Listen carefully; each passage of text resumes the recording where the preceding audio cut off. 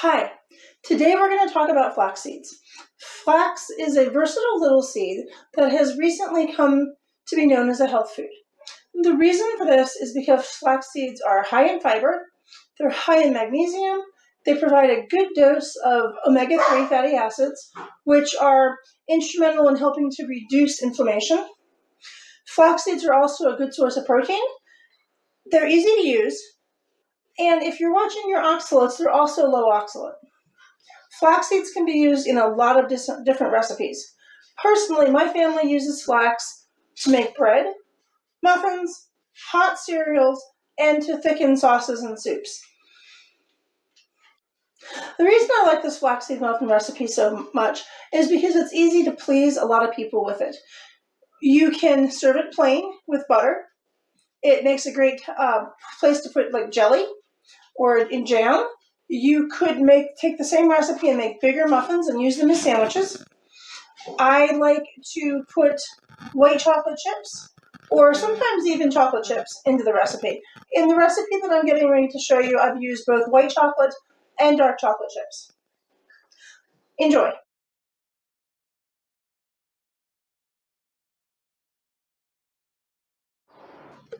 All right, let's make our muffins. So we need 2 cups of whole flax seeds, 1 cup, 2 cups. And if you're feeling adventuresome, you can substitute 1 cup of flax seeds with 1 cup of coconut flour. That works really well. Okay. Now with the flax seeds, I'm going to go ahead and add my baking powder, and you need 1 teaspoon of baking powder.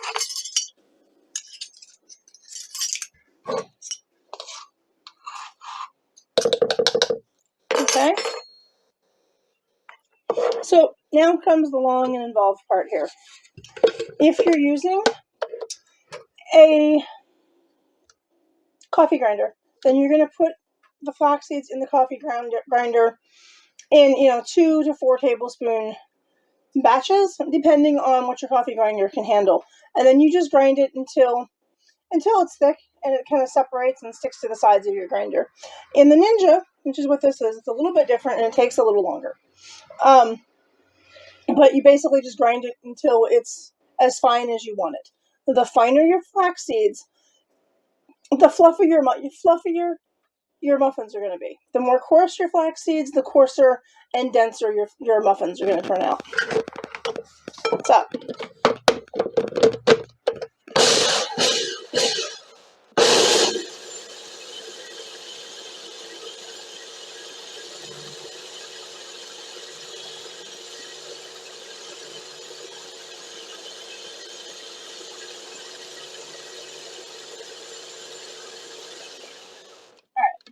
so it's been a couple of seconds, and you can see that the flax seeds underneath, I don't know how well you can see them, but they're starting to grind, and you're starting to get a decent coarse flax meal there. I wouldn't mind a lot finer than that. So,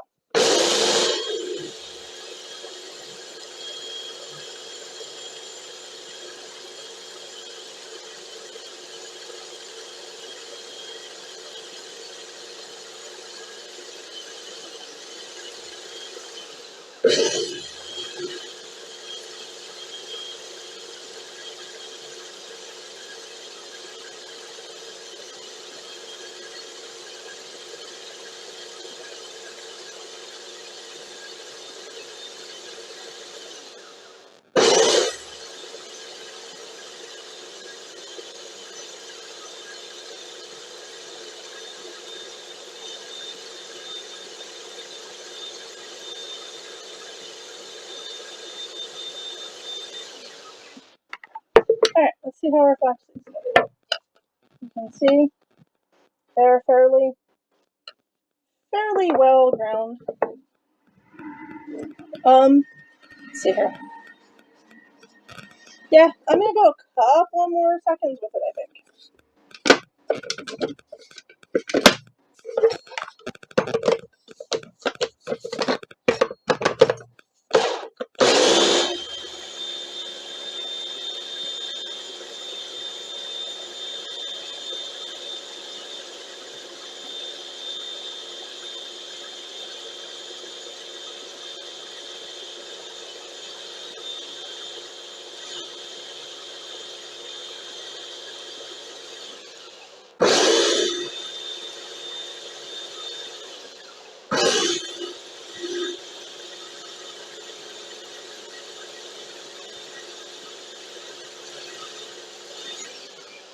Okay, we have our ground flax seeds, and they're fairly well ground here. If you're going to add any other dry ingredients, like cocoa, for example, this is the time to add that. Throw your cocoa in there and mix that up with your blender, all right? Then, so you have all your dry ingredients in here, you're going to add your moist ingredients. So I'm going to use 6 eggs for this recipe. Now, if you've read the ebook or you've seen me talk about this recipe in other places, it is different. In my just regular flaxseed muffin recipe, I use 5 eggs and oil and water. You can use that same recipe. When I'm putting things in it, I prefer, and my family prefers the 6 eggs as opposed to the 5. And we're also not going to put the water in it like in the original recipe.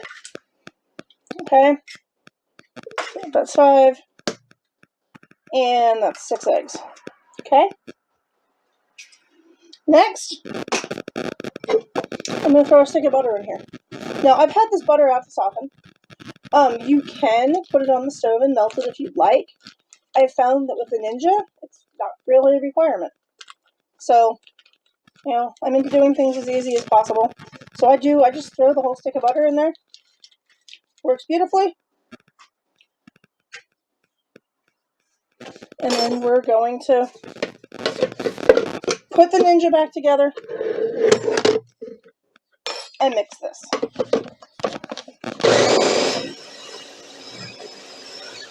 So as you're doing it in the Ninja, you want to turn it on and then turn it off to kind of give it time to settle, to give the liquids time to settle and mix up a little bit better.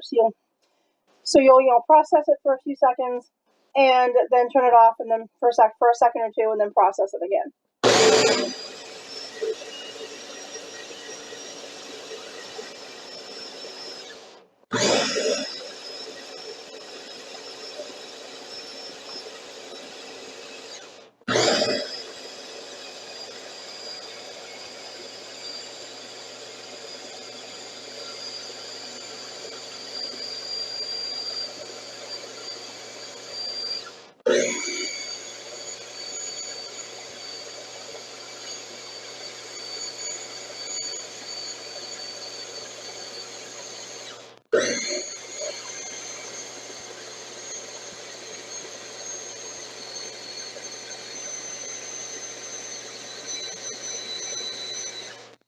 All right, so let's look at it. And you can see we have a fairly thick dough here. Now, it's a fairly thick batter. Okay.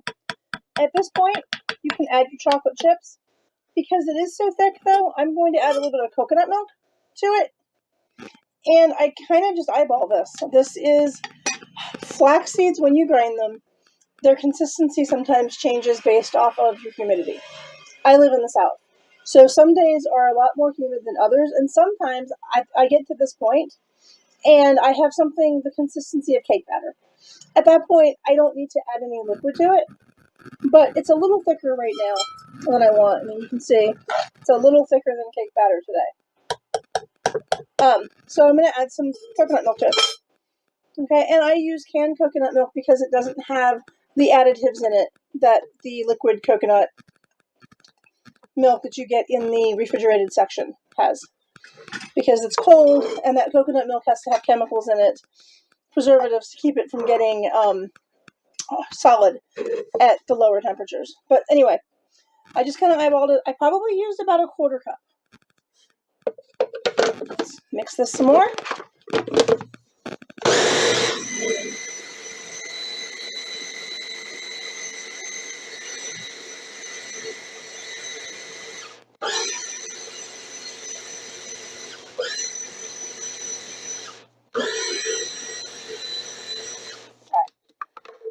That is mixed in, and you can see that this is,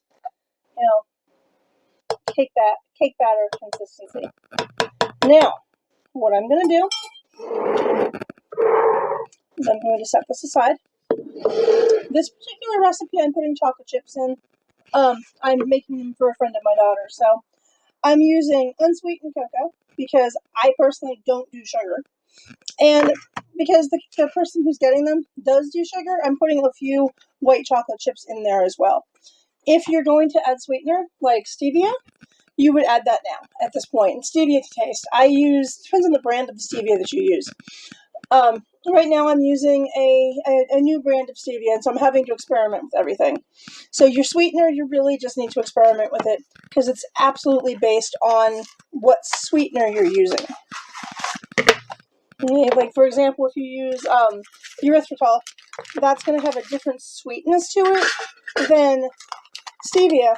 And the organic stevia that I buy is going to have a different sweetness to it than, say, Trivia that you might get at your local grocery store, because that's a stevia cut with erythritol, I think. So I'm just taking the chocolate chips, the white chocolate here, and I'm just cutting it in the chip size. And I do this because, when I make them just for my family, I just use the baker's chocolate. I put stevia in the mix. They make chocolate chips with stevia in them. Where I live, they're chocolate chips with stevia and erythritol. And erythritol is a sugar alcohol that can mess with your stomach. And it does mess with my stomach. So I tend to avoid it when I can. So I would rather put stevia in the batter and make the batter a little bit sweeter, and then use my unsweetened chocolate chips.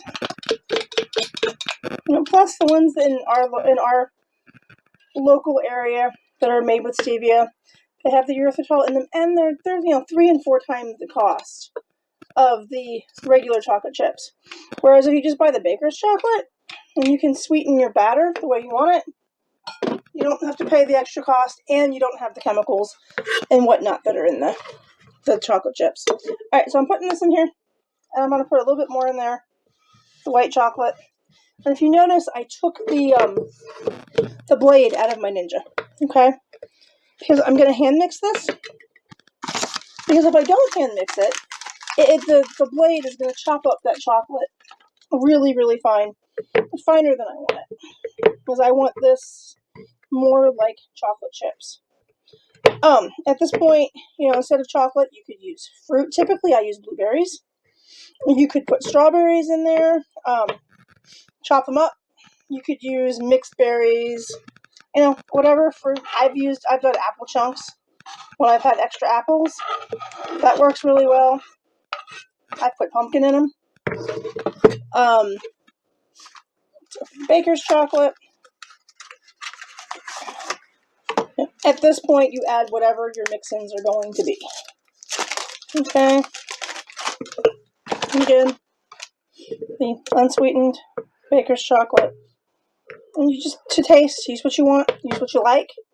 If you don't like it, there's no point in making it, right? Cook what you like.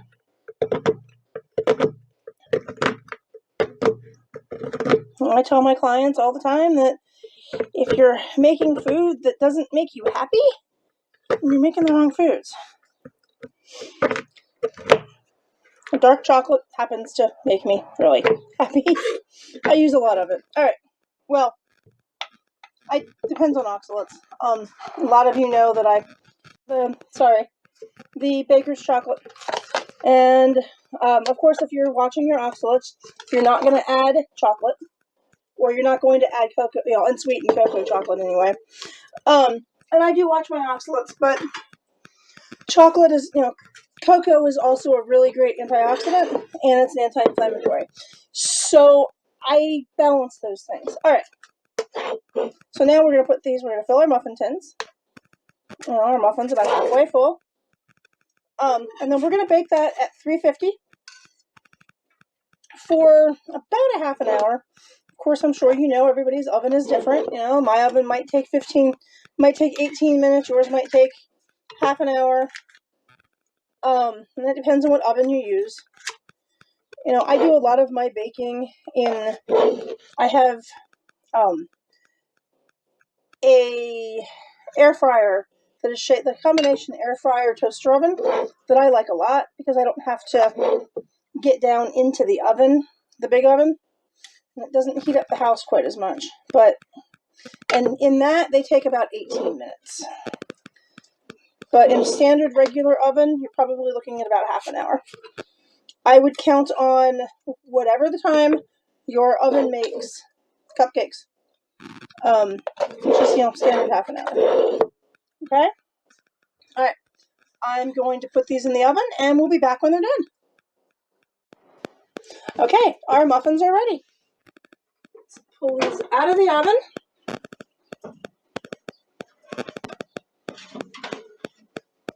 There's one.